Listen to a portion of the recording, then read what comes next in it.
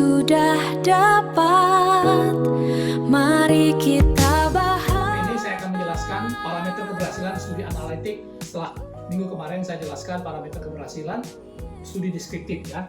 Jadi parameter keberhasilan hasilan ya, studi analitik ya. Studi analitik, jadi saya jelaskan dulu yang studi analitik seperti 2 minggu yang lalu sudah saya jelaskan yang lalu.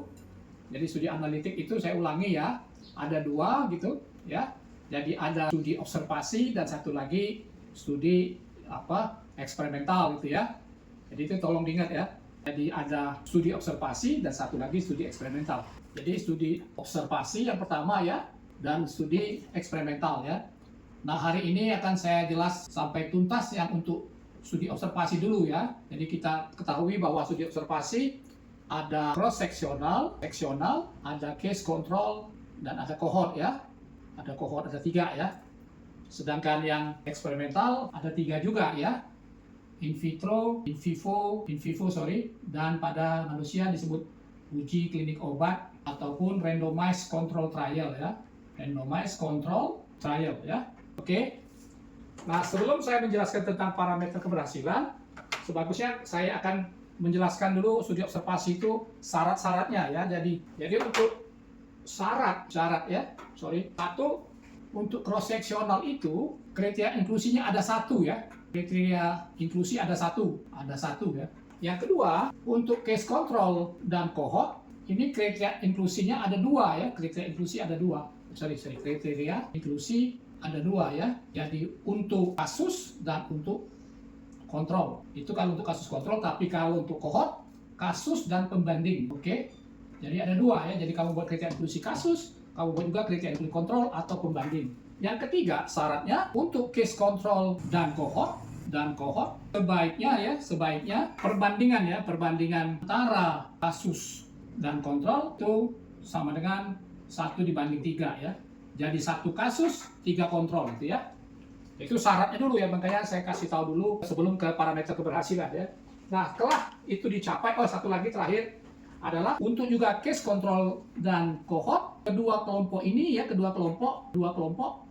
karakteristik umum atau sosiodemografi harus homogen dan 4 itu ya. Itu syaratnya dulu. Oke? Dan ini harus dimengerti para mahasiswa ya. Jadi kalau cross seksional itu kriteria inklusinya 1, kalau case control dan cohort kriteria inklusinya 2, kriteria inklusi untuk kasus atau kontrol atau pembanding.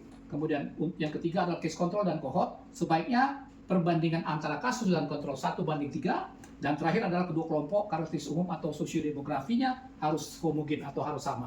Oke? Nah, baru kita ngomongin soal parameter keberhasilannya ya. Jadi yang 3 ini mau cross sectional, case control atau cohort, semuanya akan berakhir dengan tabel nama disebut ya yang paling populer 2x2 ya. Mau cross sectional, case control, cohort ya. Jadi kita buat dulu tabel 2x2-nya ya supaya jelas ya. Semuanya akan berakhir dengan tabel 2x2 dalam arti yang dipakai adalah chi-square ya.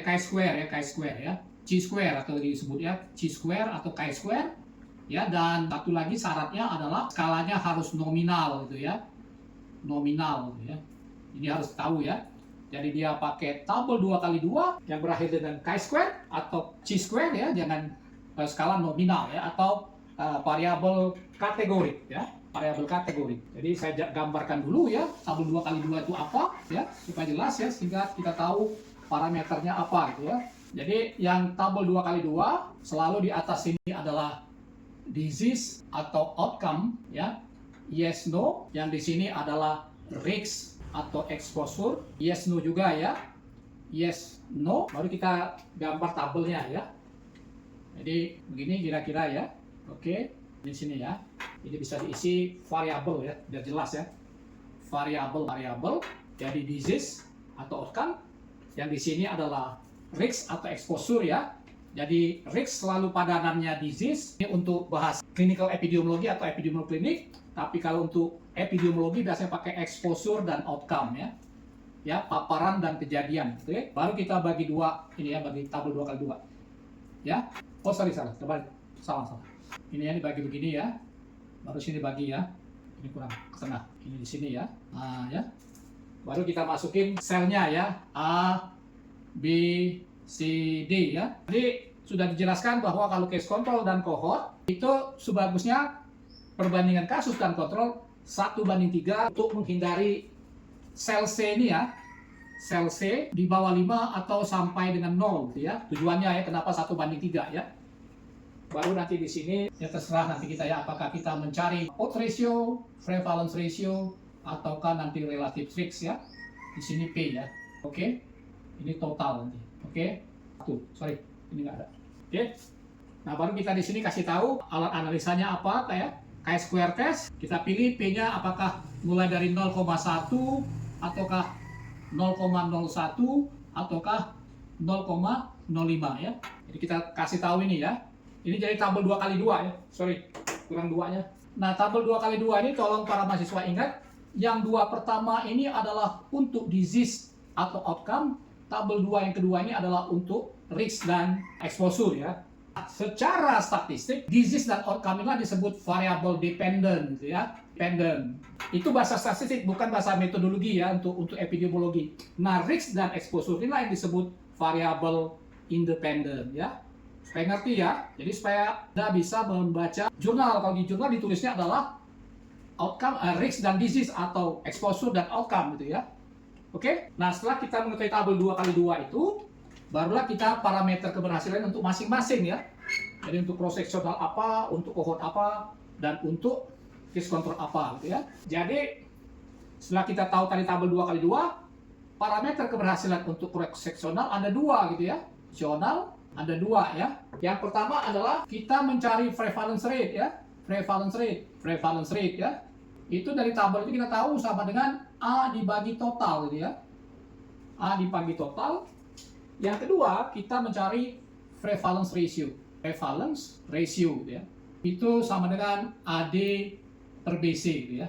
Jadi saya balik dulu tabel ini apa? Tabel ini ya. Ya, jadi tadi prevalence rate A per total, kalau prevalence ratio AD per BC. Oke, untuk prevalence rate ya, cross sectional. Itu ya. Supaya Anda ngerti yang saya maksud di depan gitu ya. Sedangkan untuk case control, yang kedua untuk case control, parameter keberhasilannya adalah bukan prevalence ratio, tapi adalah odds ratio gitu ya. Odds ratio. Juga sama dengan apa? Dengan prevalence ratio AD per BC ya. Cuman istilahnya kalau untuk cross sectional disebut prevalence ratio, tapi untuk case control kita pakai odds ratio. Oke? Nah, yang terakhir adalah untuk cohort ya. Nah, cohortnya agak beda sedikit ya. Cohort agak beda sedikit. Cohort studi ya atau namanya ya. Nah, kita lengkapi lagi yang ini ya. Di tabel 2x2 yang sengaja saya tidak lengkapi ya di sini ya. Nah, untuk cohort saya lengkapi ini ya, sini. Nah, di sini nanti ada yang yes ini number of exposure ya. Exposure. Sorry, terbalik nih, kurang nih. Number of exposure yang di sini di totalnya di bawah, sorry. Totalnya di bawah ya. Total di sini ya. Sorry, total di sini ya. Di sini satu lagi number of non exposure ya. Ini exposure, number of exposure.